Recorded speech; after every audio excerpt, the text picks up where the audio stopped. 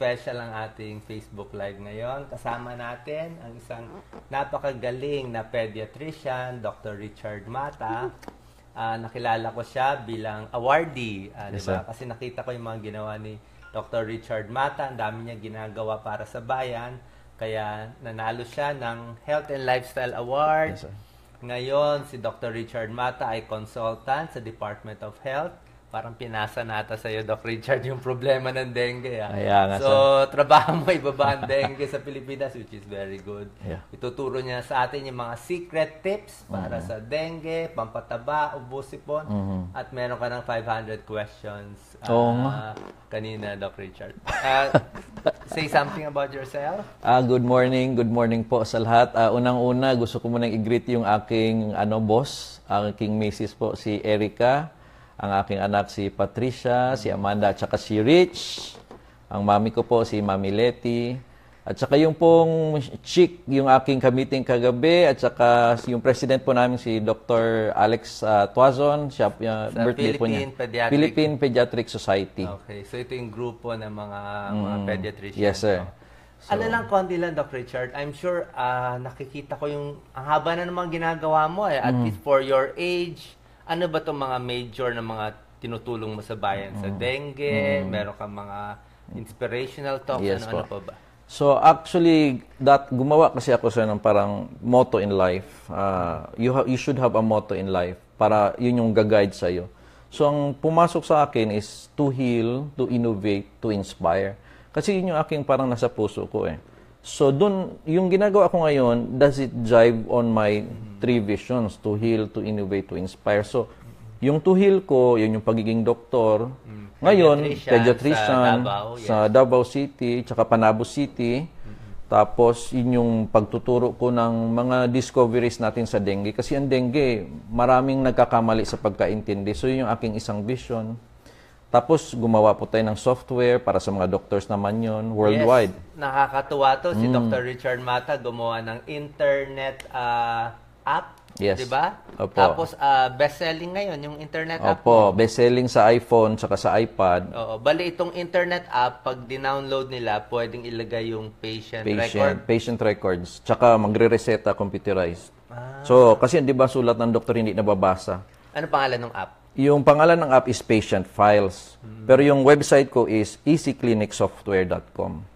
Okay. So nahanap, kung sa Google, hanapin nyo na lang Dr. Mata Software. Lumalabas naman yung aking website. Actually, para sa doktor yun, free yung aking Windows desktop. Okay. So, ang kumukuha, sir, yung mga Pakistan, Bangladesh, India, yung mga third world, Syria. Very good. So, I'm happy na I'm helping other doctors in these countries na medyo nahihirapan mag-develop. So, yung free na software ko, nakaka-help sa kanila. Tapos, meron ka pang mga inspirational talks. Yes. Ano tong mga, alam ko, dami kang lectures. Yes, sir. Di ba, kakaiba doktor na siya, pediatrician, consultant sa DOH sa dengue. Bago natin pag-usapan yan, gusto ko malaman ano ba tong mga inspirational talk nyo. Ako kasi, sir, yung mga... It's a Christian group. Yes, it's a Christian group. Kasi ever since I was young, yung bang sila Boss Sanchez, yung mga ating mga speakers, na I really admire this, kahit si Chinkitan, Anthony Pangilinan, which became my friends. Nagpa-train ako sa kanila because I admire what they do. And then, I practice. Sabi kasi nila, how can you become a speaker if you don't even practice speaking? Kung kaya mong mag-speak once a week, you have to do it. So, in a way, I inspire other people, but actually, I'm also in the part of practicing. I'm trying to how to connect with the audience. Yes. Hindi ganun kadali 'yon, but as you go on practicing, na-enjoy ka na kasi somehow yung audience na nadadala mo na. So that's it's a passion for me. I want to grow old kasi pagiging doktor andyan naman yan, pero I want to go somewhere na habang nagkakaedad, I want to inspire more people. Yes. So ang tuturo natin without further ado, kakaiba. Ito yung natin, Richard. Napakaganda. Maliit ang natin. iPhone lang. Ito din pinaka-camera natin. Meron si Dr. Richard Mata, kakaibang tips para sa dengue kasi talaga nakamama. Yes. Gaano ba kalala ang problema sa dengue bago pakita natin itong demo mo, Dr. Richard? Okay. Yes. Yung sa dengue fever, ang kanyang ito kasing ano pa ito sir, ito mga natin yung mga nangyayari sa dengue ito, no? But I have to explain first na yung sa dengue, 1,000 ang last 2015, 600 yung deaths natin sa dengue sa Philippines. 600 deaths, which is from 200,000 na cases. Pero nung 2016, naging 1,100 deaths. Out of 200,000 cases pa rin. So yung cases halos hindi na bago, kumonte lang, pero yung deaths dumami. So yun ang tanong, bakit dumadami yung deaths? Bakit maraming namamatay sa Maraming dengue namamatay sa dengue. ngayon kumpara sa dati? Yes. So Ano kaya dahilan? yun yung aking gustong i-discuss ngayon about sa dengue fever. So unahin natin, ano ang gamot ng dengue? Kung tatanungin natin yung mga nakikinig. Answer nyo dyan. Most likely, ang isasagot nyo, tawa-tawa, papaya. Siguro kung bibilangin, halos 90% yun ang isasagot. But in all truth, yun ang sinasabi kong we are barking at the wrong tree. Kasi po, ang dengue fever, kung ipapakita pa itong chart ko, ito pong Pakita dengue. muna natin, Ayan. Doc Richard, mga symptoms konti. Okay. Para makaano sila. Okay. Sa simula natin, actually, I go directly, sir, sa symptoms. Kasi yung mga symptom ng dengue fever, ito, meron ka dito, sir? Meron ako dito mga symptoms. Okay. Ayan. Ayan, kita. Kitang-kita naman, Yes. Ayan, kumpleto si Dr. Ong ayan. So, ang mga dengue mosquito na ito ay tinatawag na Aedes, no? Aedes aegypti. Ang kumakagat na lamok is yung female mosquitoes. And karamihan yung mga yung mga lamok na kumakagat sila sa morning, no, or sa afternoon. So hindi masyadong mga gabi ang kanyang mga lamok na ito. So karamihan itong mga lamok na nangingitlog sa mga tubig. Kahit konting tubig lang, kahit tansan lang ng dami ng tubig, pwedeng pagbahayan na ng dengue. So, kunwari meron kayong mga flower vase, ayan, paborito ng lamok yan. Kasi ang mga dengue mosquito, alam nyo ang pagkain nila. Actually, tao ang kanilang pagkain. So, kung saan tayo nakatira, dun sila titira din. Kasi, para babalik-balikan at kakagatin. So, yung mga sintomas ng dengue fever, ito papakita po natin. Number 1 dito, yung mataas na lagnat, no? Tapos, sometimes naglalas po yan ng mga 2 to 7 days. Yung pasyente nasusuka, tapos walang gana, tapos may nagra-rashes, no? Ito naman yung tinatawag na bleeding of the nose or yung dumudugo yung ilong. Pero ito rin ang gusto kong idagdag, dinadagdag ko to. Matamlay pa rin kahit wala ng lagnat. Kasi ito yung pinaka-importante na tinatanong ko sa mga pasyente. Kasi marami kasing pasyente, lagnat, paano ko malaman kung may dengue o wala? Pag may lagnat yung pasyente, tapos matamlay, natural yon. Kasi lahat naman ng tao pag may lagnat, matamlay. Pag nawala yung lagnat niya, matamlay pa rin, ang chances nun ay mataas na dengue fever. So, kunwari may pasyente kang may lagnat, kunyari, nag-text sa akin, Dok, may lagnat anak ko. Ang tinatanong ko, kung nawawala ba ang lagnat, naglalaro, or sige lang tulog? Pag yung pasyente nakatulog lang parate, kahit wala nang, kasi usually sa tao or sa bata, pag nawala yung lagnat, naglalaro yan. Ngayon, kung wala ng lagnat, natutulog, malaking chance na dengue fever yan. Okay? Napakahalaga po ng tip na doon. Kasi ang bleeding, doon Yes. nag-umpisa, di ba? Pag Yes. nawala yung lagnat, Oo. sa dengue, doon lumalala. So, ito na ngayon ko lang narinig. Okay. Innovation, again. Oo. Innovation ni Doc Richard. Oo, kasi yung Kaya ba nila magpa-test agad ng mga dengue Okay. test? Yung- First 3 days, Oo. masyadong mahal for a public para sa buong komunidad gawin. yung CBC, ang usual lang naman kasi yun yung platelet, maraming nagkakamali. Kasi nilagnat, pumunta ka agad ng laboratory, nagpakuha on the first day. 100% sure na normal ang result on the first 24 hours. So, nung nagpakuha sila, ang platelet niya 250. So, So sabi nila, wala silang dengue. So umuwi. After 5 days, sumuka ng itim. Dumating sa hospital, ang platelet niya 25 na lang. Namatay. So, masyadong kumpiyansa, masyado siyang excited, no? Walang problema magpakuha ka ng platelet ng maaga. Pero karamihan dyan normal pa. Usually, ang platelet bumababa on that 72 hours or the Day 3. day 3. So, 3 araw na lagnat bago magpapa-CBC platelet. Okay. Pinakamaganda. Although yes, but there are also na nasa 48 hours. So, ibig ko sabihin, kunwari, kung Sunday ang fever, ang day 3 mo is Wednesday. So, usually, yung Wednesday, 150 below na ang platelet mo. Which is, masabi natin, may pagka-dengue na yan, for verification na yan. But there are also, on the Tuesday or the 48 hours, na doon bumaba. So, kunwari matamlay, pacheck ka na lang ng Tuesday ng dugo. Pero kung normal yung dugo sa Tuesday, you have to do another repeat on the 3rd day. Okay. Pag normal pa rin, ang question is, matamlay ba ang pasyente? Kung matamlay pa rin, do another test on the next day. So, that is on the basic sa blood count. Meron tayong mga IgG. Yes, Pwede opo. bang yung ganun? Meron tayong, yung usual ngayon is yung mga NS1, NS1. o yung mga rapid test na pwede na makita in the first 24 hours. Yes, you could also do that. But usually, you should be asking permission muna sa doktor. Hindi lang yung kayo ang pupunta sa laboratory para guided kayo. Yung NS1 naman, meron din hindi siya 100% sure. But you can do that. So, kunyari negative yung NS1 test, yung rapid test. I will still say, okay, negative, masaya tayo, pero huwag tayong magkumpiyansa. Ilang percent yun?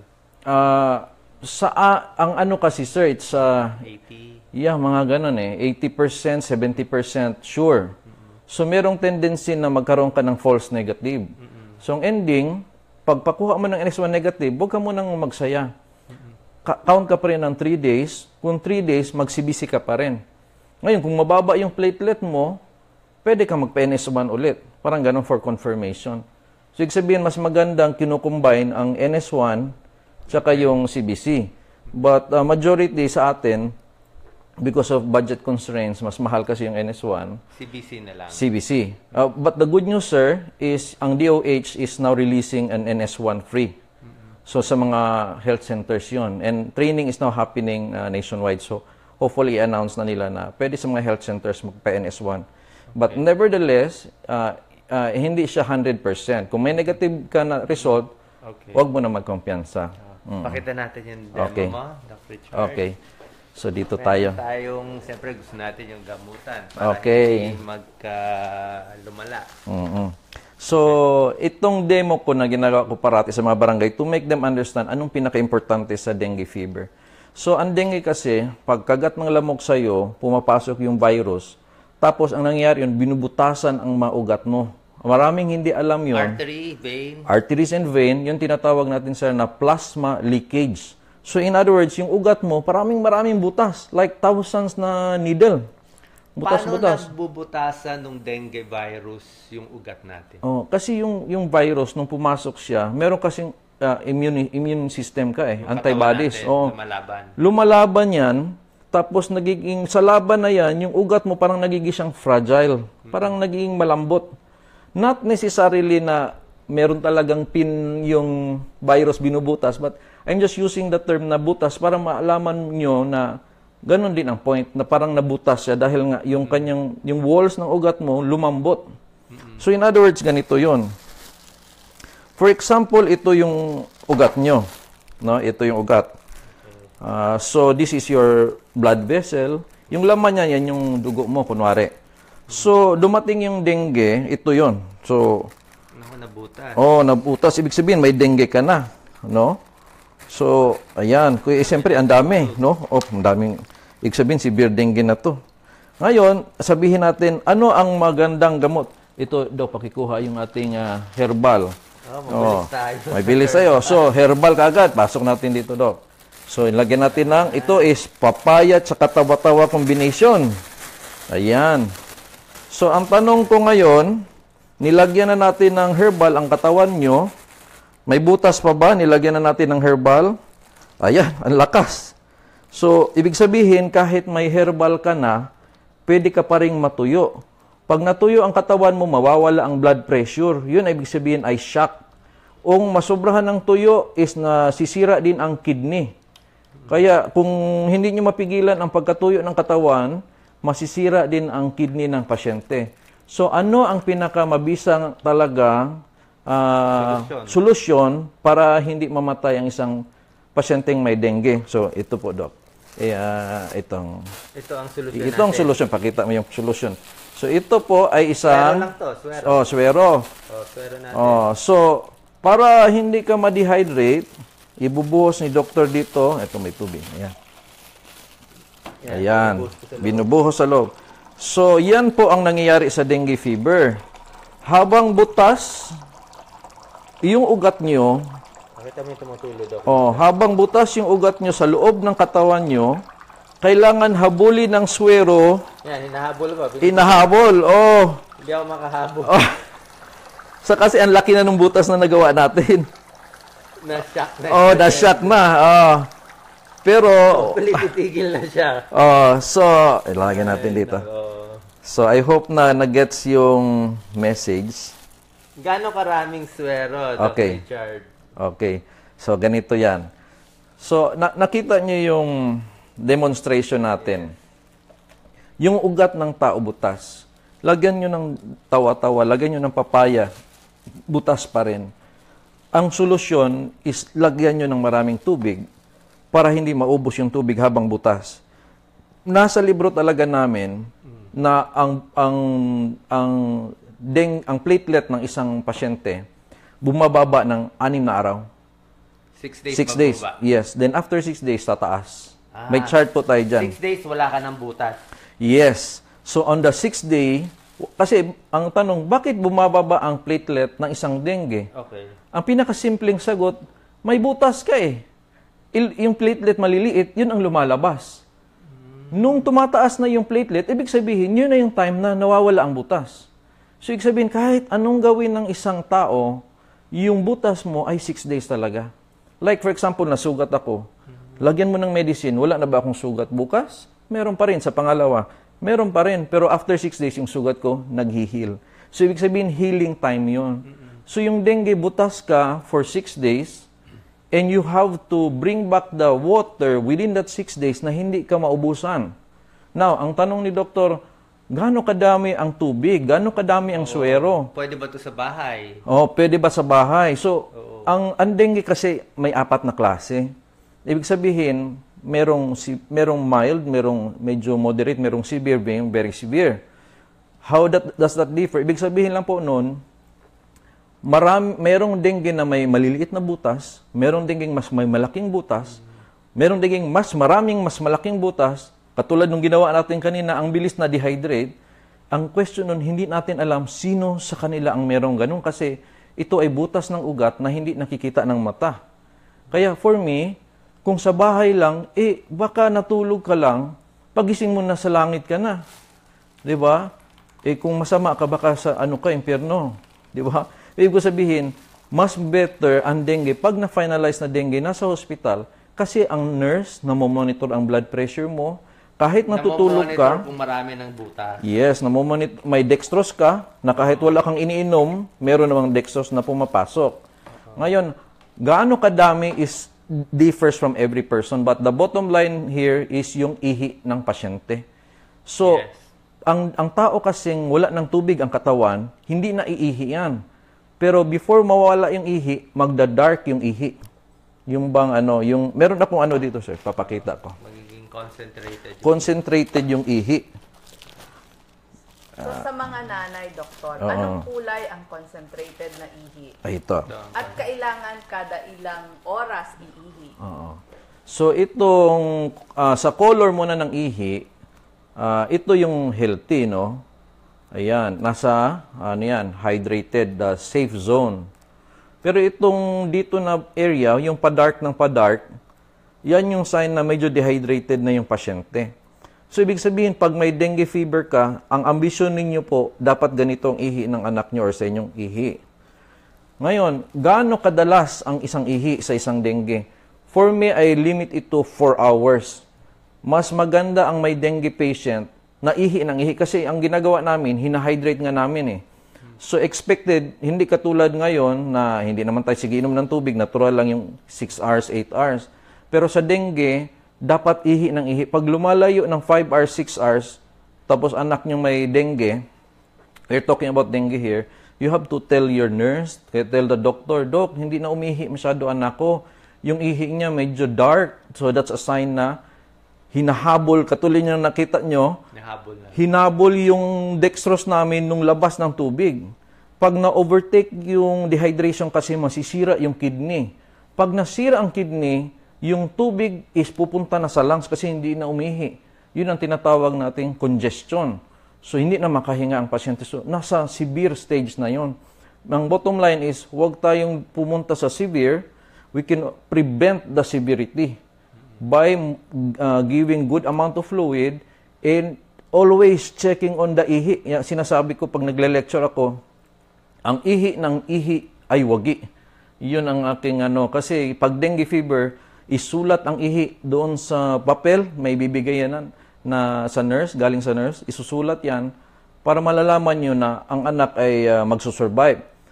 Ang akala ng iba, kunyari ang platelet is 90, na next result 60, the next result 40. Sa isip nila, grabe na, pababa ng pababa. Sinabi ko kanina, ang platelet talaga ay bumababa ng 6 na araw mula sa unang araw ng lagnat. So kung Sunday yung lagnat, bumababa talaga until Saturday. So ibig sabihin, hindi nakakatakot bumababa ang platelet, huwag lang ma-dehydrate ang pasyente. So actually, it's not the low platelet that kills, but the dehydration. Yun ang katotohanan. May ipapakita akong picture. Sa internet ko ito nakuha. Ito ay picture ng isang pasyenteng may ibang sakit. Hindi po siya dengue. Sa internet naman ito. So, Amerikano to siya. Pwede naman itong gamitin kong demo. Itong sakit na ITP. Sa mahabang pangalan, that's idiopathic thrombocytopenic purpura. Pero okay na yung ITP.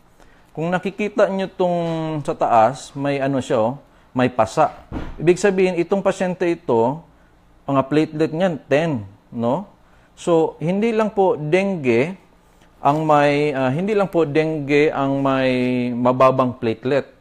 Meron ding ibang sakit. Isa na po dito ang ITP.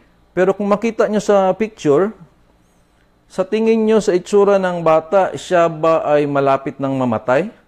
Nakangiti pa eh. So, ang platelet nito mababa, nasa 10. Bakit ang pasyenteng ito nakangiti pa rin? So, ang bottom line na pinakita ko lang to, it's not the low platelet. Kasi kung low platelet na kills, bakit nakangiti pa to? Mababa rin ang platelet. It's the dehydration na nasa dengue na wala sa sakit na ito. Kasi walang dehydration dito, mababa lang ang platelet. Hindi naman butas ang ugat nito na katulad sa dengue. So, ang bottom line is, hindi ka dapat mag-worry na bumababa ang platelet, pero mag-worry ka kung hindi na umiihi. Yan po ang pinaka-importante sa dengue fever. Okay? So, Dr. Mata, meron po tayong swero. Pwede din po ba yung mga oresol at pakainin ng mas maalat at may potassium para makatulong? Okay. So, magandang tanong po yun, Doc. Yung ating daanan naman ng ating fluids ay hindi lang man po sa dextrose. Ang importante po ang bibig. So, ang pinakamabisang hydration po dyan is yung oresol, yung oral rehydrating solution na ginagamit po natin sa diarrhea. So, nakukuha nga natin libre yan sa mga health centers. Kasi, yung mga yung mga oresol na yan, that's a combination of sugar and salt. Pag nag-combine yung sugar and salt, mas mabilis siya ma-absorb sa intestine, sa tinae mo. In comparison to the usual water. Kasi inom ka lang ng tubig, sometimes hindi siya na-absorb. Kung combine siya ng salt and sugar, mas maganda yon. So, but I really suggest, para hindi nyo makalimutan, just buy oresol rather than mag-combine tayo ng salt and sugar. Kasi pag mali yung mixture, baka naman masobra tayo sa salt, hindi din maganda yon. And any fluids actually will help. So, tinatanong nila, Dok, papaya, maganda ba yan? Sabi ko, kung hinaluan mo ng tubig, may tubig yun eh. tawa-tawa. Kung hinaluan mo, kung tawa-tawa na dahon lang kinain mo or tawa-tawa capsule, ito yung tuyo yun. Actually, it's not really the herbs. It's the water na ini-intake ng mga pasyente na nakatulong na hindi ma-dehydrate yung pasyente. Approved. Okay. Okay. Tingnan natin yung question nila. Okay. Yes. Sir Richard. Sige, balik rin ko lang. Mm. Yan. Salamat sa mga nanonood. Salamat sa pag-like. Salamat sa pag-share. Yan. Ayan. Hopefully may na... Doc Richard, Yes. kasi sabihin, wag daw pakainin ng maiitim. Yes. Okay. Totoo Yes, ba ito? yung wag kakain na may tip. Yes. Kasi ang dengue, iulit ko lahat. Kinagat ka ng lamok, yung virus punta sa ugat mo.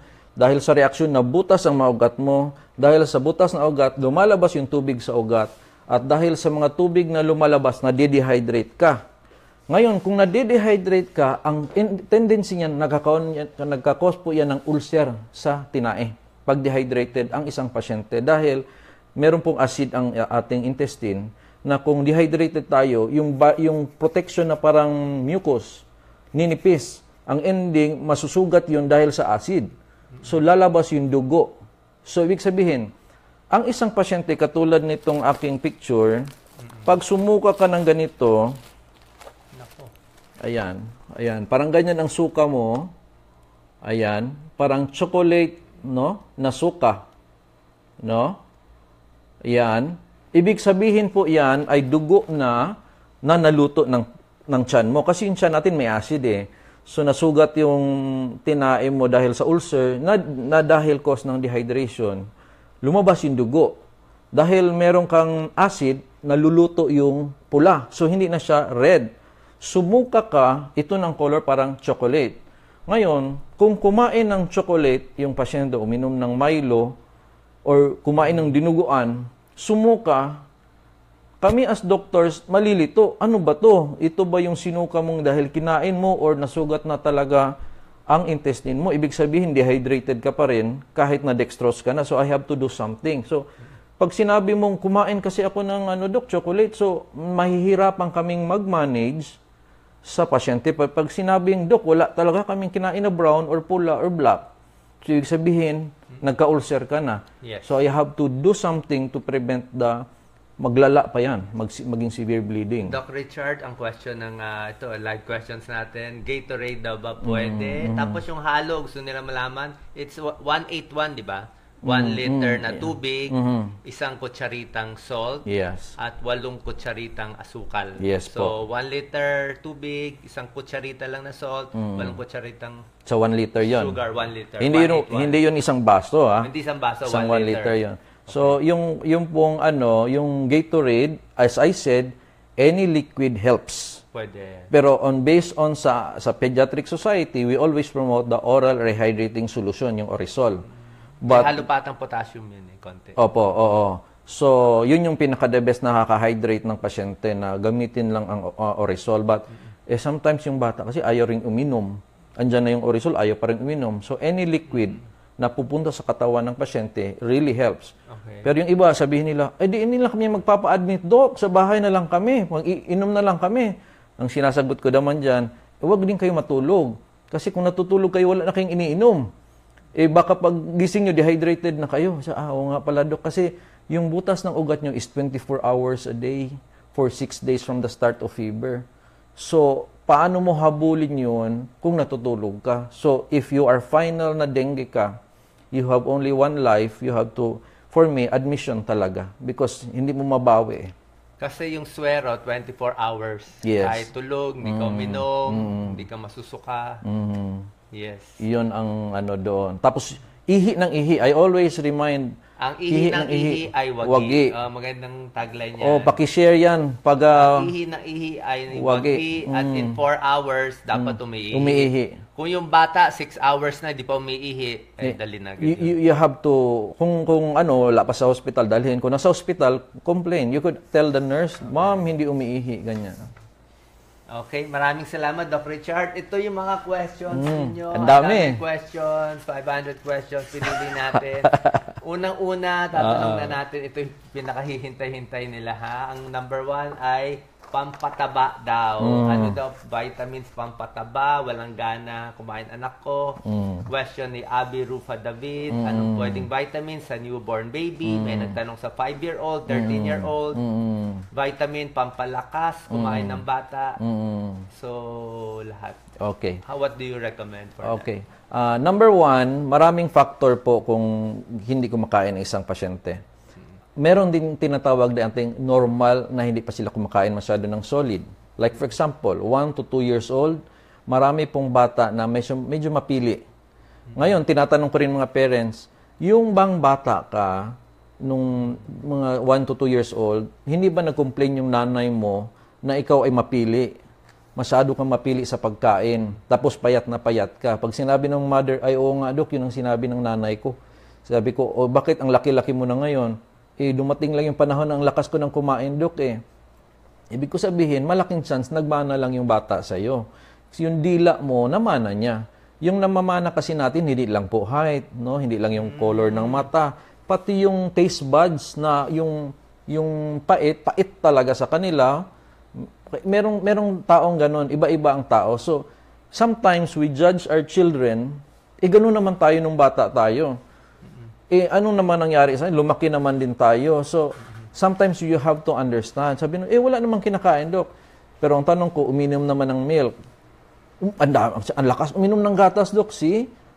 Doon pa rin sa bumanat, may calories din naman yung milk. So, ang bottom line is, allow the milk to continue, but then, practice na yung feeding, pero wag nyong pilitin, wag nyong kurutin, wag nyong paluin. Kasi akala ng bata, pag solid food pala, may palaman na palo tsaka kurot. So, ang mindset ng bata, tanghali na. Ay, kukurutin ako. Ayaw kong magpakita. So, ang ending, hindi niya ma-develop yung normal na adaptation to solid food dahil meron pong pagalit, meron pong kurot, tsaka palo. So, ibig sabihin, dahan-dahan lang. Para maisip niyo, lunch na. Wala palang pilitan. Hindi terror yung naiisip niya sa gabi, hindi siya natatakot. So, yun yung nakaka-delay. Regarding vitamins, yung mga vitamins, kunwari, gusto nyo talaga yung may pangpagana, yung meron nakalagay na buclicin. So, multivitamins with buclicin, letter B yun. Yun yung mas mahal na vitamins in comparison to other brands. Ngayon, meron din sumabi, Dok, uminom na kami. Hindi pa rin kumain. Sabi ko, kumusta naman yung milk? Lumakas lalo sa gata. Sabi ko, effective pala yung vitamins. Pero yung vitamins naman, wala naman nakasulat doon, your child will eat okra, your child will eat rice because of this. Sinabi lang doon, appetite stimulant. Ibig sabihin, gagana siya. Kung nakakita siya ng candy, kakita siya ng chocolate, binanata niya lalo. Kasi upipik Ibig sabihin, yung likes and dislikes ng pasyente, hindi nababago by vitamins. Likes and dislikes will just go through the months, through the years na dati ako hindi ko kumakain ng gulay. Ngayon kumakain ako ng gulay dahil ba may vitamins na nakapakain sa akin ng gulay. No, gradually, iba-iba yung tao na nag-a-adapt na gumagana yung kain nila. So, kung mahilig yung bata sa junk food, binigyan mo ng pampagana, uubusin yung junk food. Kasi andyan sa harap niya So, in short, merong konting patama sa pera. So, ano gagawin ng magulang na para gumana sa gulay, prutas, at isda? Paano natin sila ma-encourage? Yes. Na hindi pinapalo kahit makulit yung bata. Oo. So, yung mga sometimes, merong mga ways tayo na like, gawin nating medyo maliliit yung mga gulay na hindi masyado napapansin. Maliliit. Parang i-chop mo para mahahalo na siya sa kanin so hindi niya masyadong nalalasahan. And especially nga merong kasi kahit sa anak ko, ang anak ko na nung 4 years old, isipin mo yung ampalaya at saka yung onion, yung talagang kinain lang bigla na masarap daw. Honestly ako, yung ampalaya para sa akin nung bata ako, parang hindi ko talaga matake. Pero yung misis ko, kumakain talaga nung bata, parang para sa kanya ang sarap-sarap. Ibig ko sabihin, namana ng anak ko yung dila ng misis ko. Kasi para sa akin, hindi ko kaya gawin yung ginawa niya. So, iba-iba ang tao. Kung ganun yung anak mo, okay, swerte ka, mas madaling pakainin ng gulay yon. Pero meron ding mga bata na, ayaw ko, masyadong But you don't need to condemn them. So you have to be creative para naman sila makakain ng gulay in some way na hindi masyado matamaan yung mga ganong, pero gradually ma-adapt na nila. So pwede mong lagyan ng design, pwede mong, di ba, balutin konti sa itlog para hindi masyado mapansin. So yung vitamins, anong pwedeng vitamins recommended ba sa new sanggol, below 1 year old, 1 to 10 years old and more? Ano bang recommended mo? Kasi minsan yun ang hinihingi. Isip nila baka yun ang shortcut para lumakas yung bata. So, number 1, wala pong magic vitamins. Wala pong magic vitamins. Kaya nga sinasabi natin, breast milk is best for babies. Kasi lahat ng vitamina nasa breast milk na. So, kaya nga ang government hindi masyado in-encourage ang vitamins, lalo na kung nagbe-breastfeed. Kasi yung breastfeed, may vitamins na yun eh. So, kung dadagdagan mo pa ng oral vitamins, baka malito yung dila ng baby, like 1 month, 2 months. So, hindi tuloy siya maka-breast milk kasi may ibang lasa na siyang natikman. So, usually we say, kung breast milk ka naman, everything is there na with the breast milk, no? Ngayon, kunwari, may iba talaga, nag-option talaga silang hindi mag-breast milk, we could add vitamins. Ngayon, there is no best vitamins. Kasi kahit tingnan mo lahat ng vitamina, tingnan mo yung laman niya, lahat naman may B-complex eh. So, lahat naman, ang laman halos katulad lang, iba-iba lang yung pangalan. So, for me, mayroon ka ng multivitamins, pwede mang combination ng ascorbic acid, okay na sa akin yun. Tingnan nyo na lang yung lalagyan, kung ilang dosage niya. But, sinasabi ko pa rin, tingnan nyo yung likod ng lata na binili nyo na gatas. Puro vitamins na din yung nandoon sa gatas eh. Kompleto na din siya. So, ibig ko sabihin, even without vitamins, may vitamins na po ang milk. So, kaya tinatawag lang natin is supplement, vitamin supplement. Pero basically, hindi lahat sa vitamins ang solution. So, breastfeeding pinakamaganda. Yes. Pa nagbe-breastfeeding, let's say, payat yung nanay. Alam ko yung iba, hindi nire-recommend bigyan ng tubig. Ano ba maganda? O, yung baby? Yung baby. Pag breastfeeding lang. Actually, yung breast milk, may tubig din naman yun. So, maraming tanong yan. Dok, pwede yung painumin ng tubig ang baby? Ang sagot ko dyan, pwedeng painumin, pwedeng hindi. Kasi yung breast milk naman, may tubig na siya eh. Ngayon, kung painumin mo, hindi pwedeng puro tubig na lang whole day, walang breast milk. Yun ang dangerous. Yun ang bawal. Pero kung pinainom mo na naman ng konti, wala namang problema yun. Kasi that's just, pero hindi mo isipin na, madidehydrate ng anak ko, wala pa tong tubig. Hindi, may tubig na yung breast milk na iniinom mo, may tubig na siya. So, yung tubig na lang sa baby, para bang pang wash lang, gano'n. Salamat sa lahat na nagla-like, nagla-love. Ang dami-dami Thank you ha. Share. Salamat sa lahat na nanonood kasi special guest galing Davao pa si Doc Richard Mata. Ang tanong ng iba, syempre pag lumalaki na yung bata, kailangan na gatas. Nagagatas na iba. Meron daw ba, Dr. Richard Mata, murang gatas? Kasi talagang ubos daw yung pera nila. Ubos daw yung pera nila kakabili ng gatas. Kung lumalaki naman ang isang bata, meron naman solid eh. So, wala akong problema sa murang gatas. Kasi may solid foods meron ka ng kanin, may gulay ka na, may meat ka na. So, okay lang. Yung problema, sometimes, 1 year old, 2 year old, meron talagang ayaw kumain. Gatas lang. Gatas lang. So, sinasabi ko, to make it short, siyempre, kung wala ng breast milk, nasa presyo din yung gatas kahit papano. Siguro, total, hindi naman humingi ng ulam yung anak nyo sa inyo.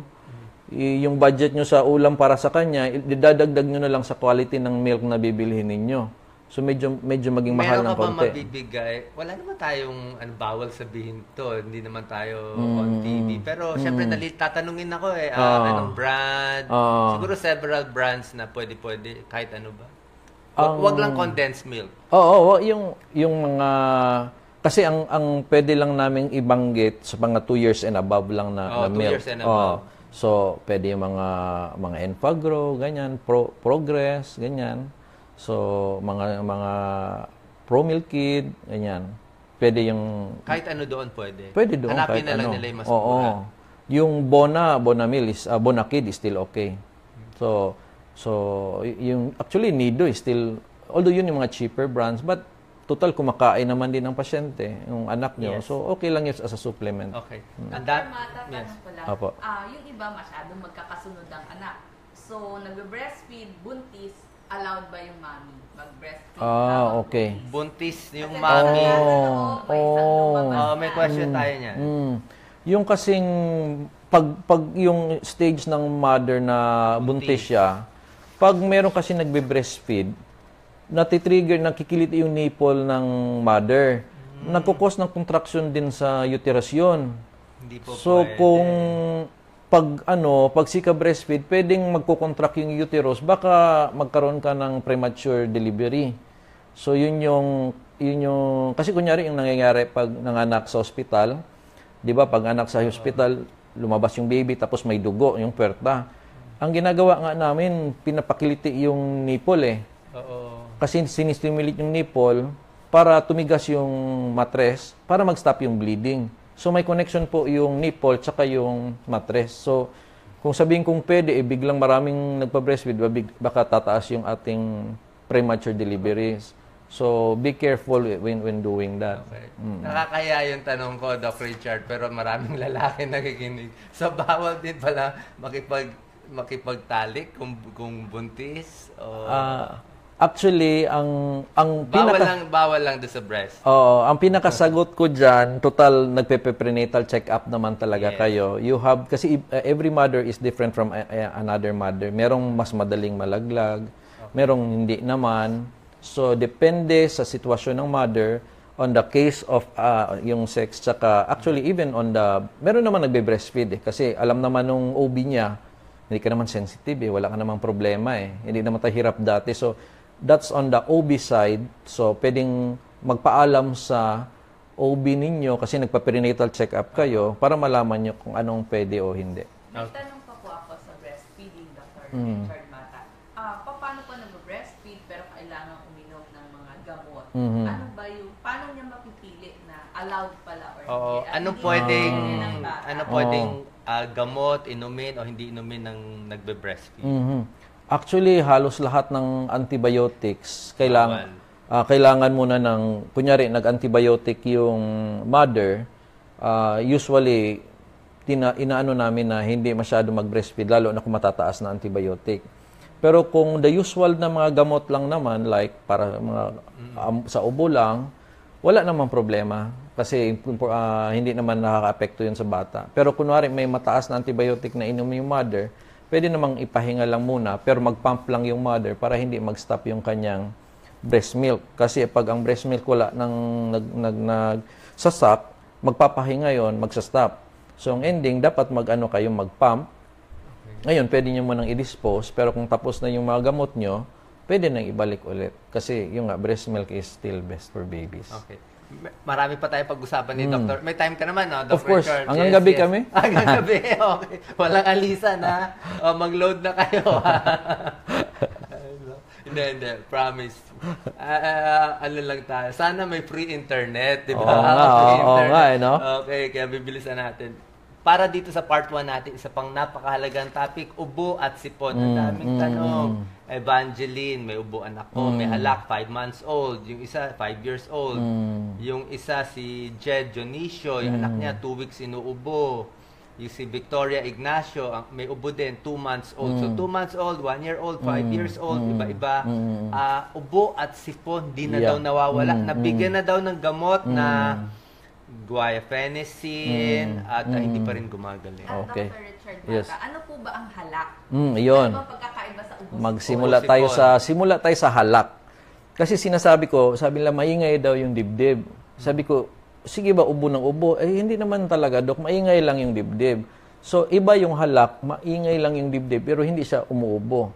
Ngayon, yung sinasabi ko sa mga pasyente, yung lungs natin, matalino yan. Bakit tayo umuubo? Kasi gusto ng lungs may ilabas. Ano yon? Either infection or bacteria. Kaya tayo umuubo kasi gusto nating ilabas. Ngayon, kung maingay yung dibdib, hindi naman umuubo. Ang sinasabi ng lungs, wag lang magpanik. Hindi nga ako umuubo Ibig sabihin, itong halak na ito, hindi ito delikado. Karamihan sa halak is gatas. lalo na sa mga 1 month or 2 months. Gatas na, ano to, GERD? Hindi GERD. GERD, yung nag-overfeed. Overfeed, na parami. Na parami. So, sige lang iyak yung baby, dodo. Iyak ang baby, dodo, iyak. So, parang yung dodo ang nila, pang pakalma. Napupuno na yung tiyan ng baby, lumalabas yung gatas. 3 kasi ang labas niyan. Number 1, yung lumalabas sa bibig. Yung nakikita natin after feeding, lumalabas. Pangalawa, may pumunta sa ilong, sa likod. Yung ibang pumupunta dito or nagbabara sa ilong, kaya parang hindi makahinga. Number 3, yung isang side, pumupunta sa lungs. Yun yung naririnig yung humihinga siya. Meron ng gatas yung lungs pala niya. Nawawala naman yun.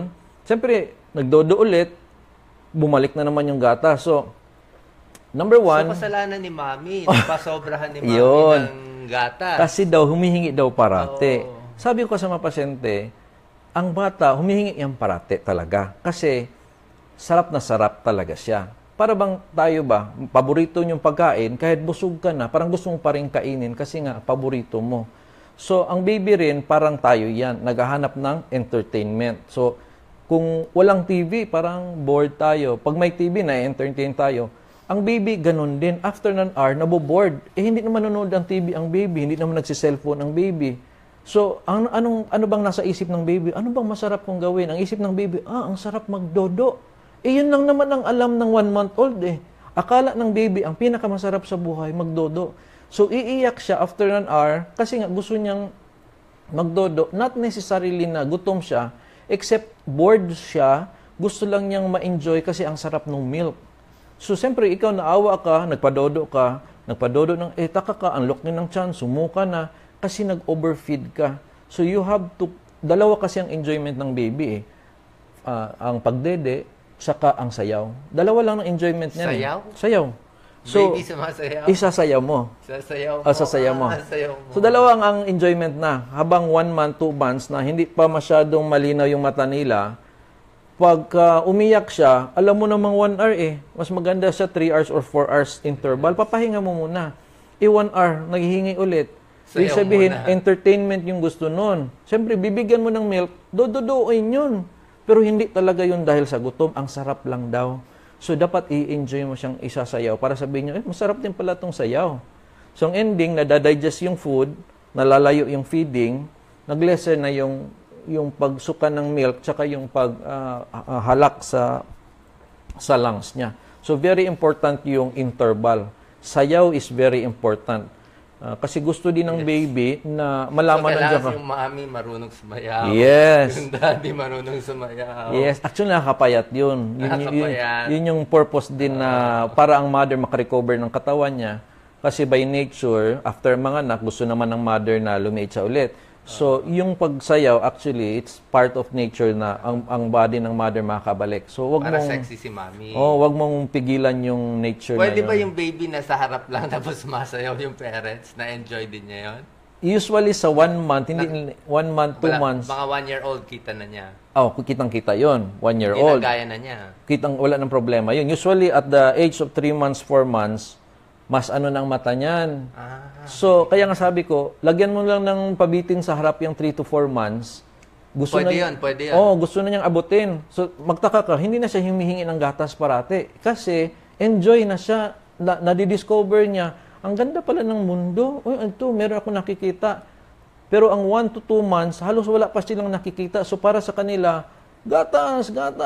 Kasi ang sarap nun. Pero ang tiyan niya, sabi ko sa mga parents, huwag lang kayo makinig sa bibig. Makinig din kayo sa tiyan. Ibig sabihin, anong sinasabi ng tiyan?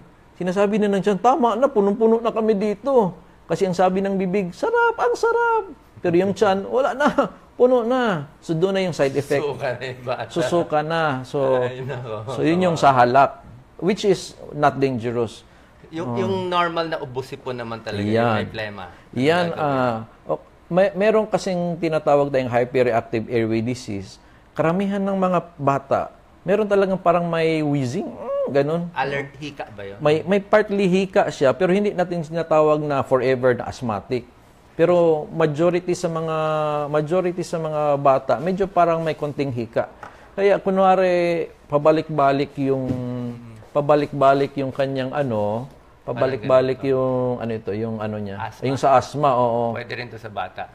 Doc Lisa, dito ka. Dito. Ayan. Gusto mo? Oh, ito kasi ito yung lungs natin, no. Ito yung lungs. Ito yung ating daanan ng hangin, no? Makita nyo ba yan? Yes, kitang-kita. So, tatlo kasi ang nangyayari diyan eh. Pag ang bata may hika, no. Number 1, itong tube na dumadaan yung hangin, lumiliit yan siya. Para siyang kumukonstrict ganyan, lumiliit, no? Tapos, pangalawa, namamaga ang kanyang walls. Namamaga.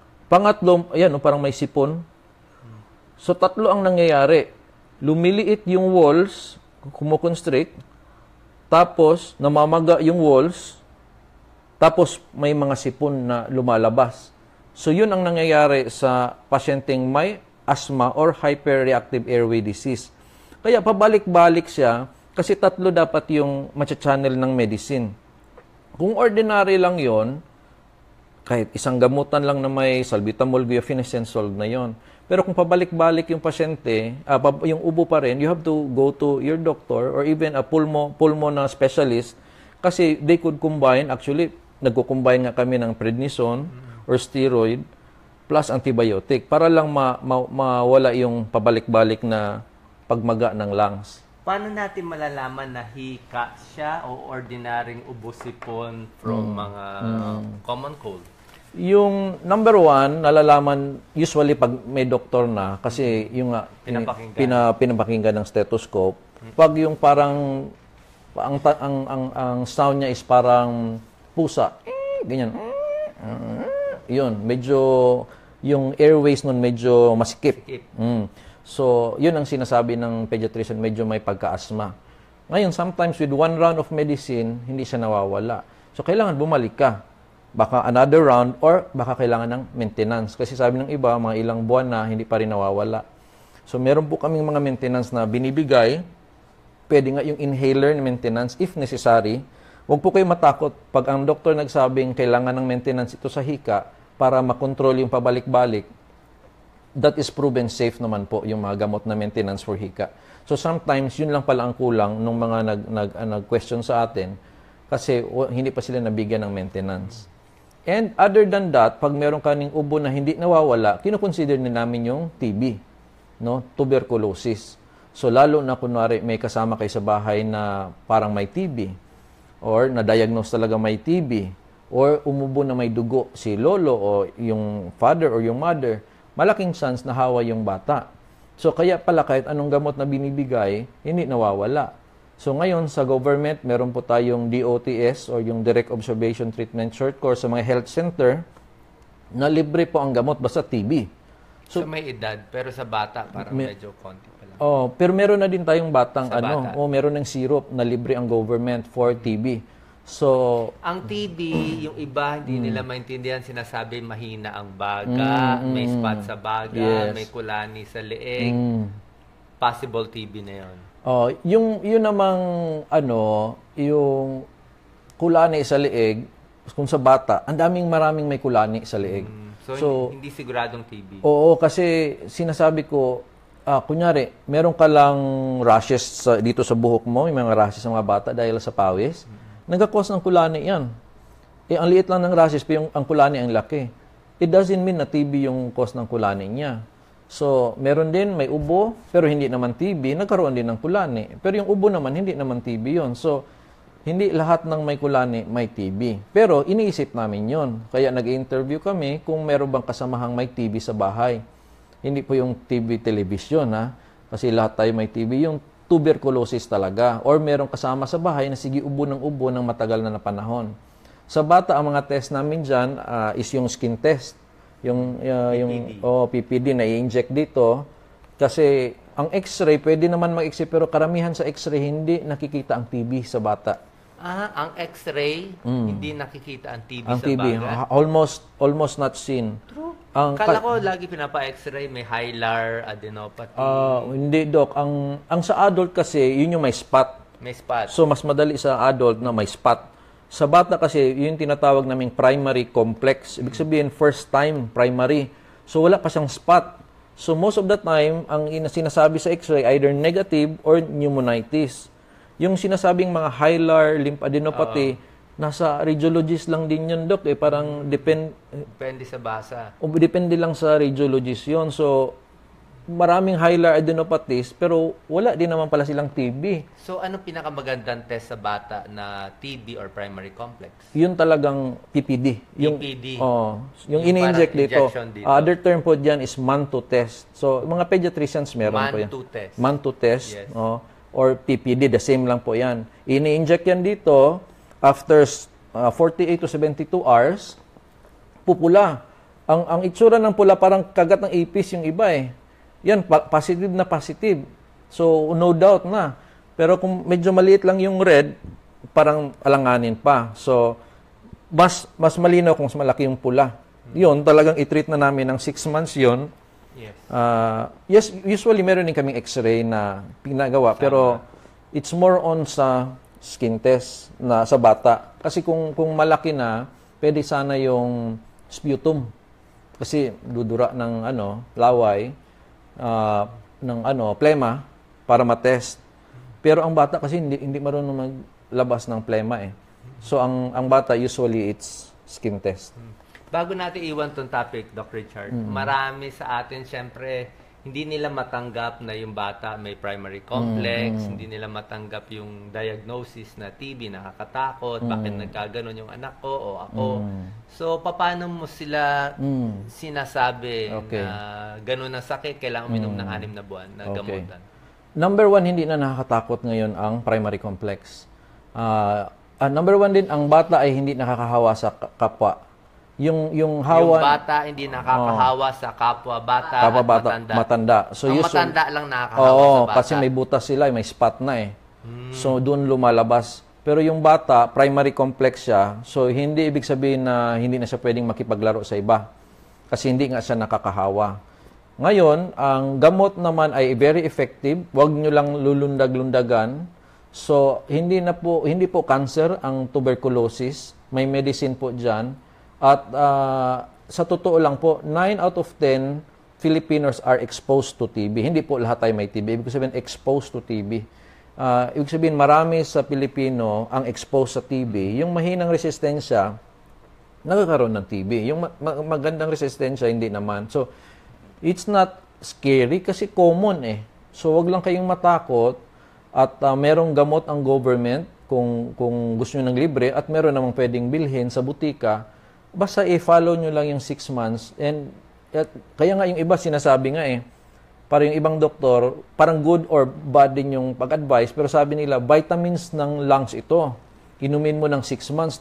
Hindi natakot yung mother kasi sinabihan nga na yung gamot ng TB, vitamins for 6 months. Hindi naman talaga vitamins. Hindi naman talaga. Gumaling. Gamot sa TB. Gumaling. Ang ginawa nung kapitbahay, binigay yung gamot sa kapitbahay din. Kasi vitamins, gumaling yung anak ko dito. Bawal yun. Hindi mo pwede pamigay yun kasi hindi talaga vitamins. Hindi talaga vitamins antibiotic para sa TB.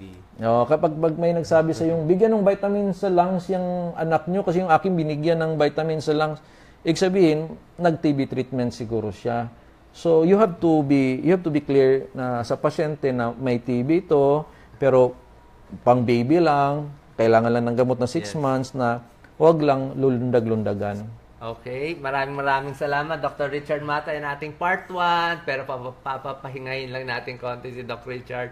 Pagbalik, ang mga favorite questions nyo, pampatangkad, ayan, bakuna, lagnat, hika, tsaka yung mga pictures na na-download ko. Ating pagbabalik, ha? Salamat po sa pag-like, pag-share. Thank you. Thank you. 5,000 na nagla-like. Wow.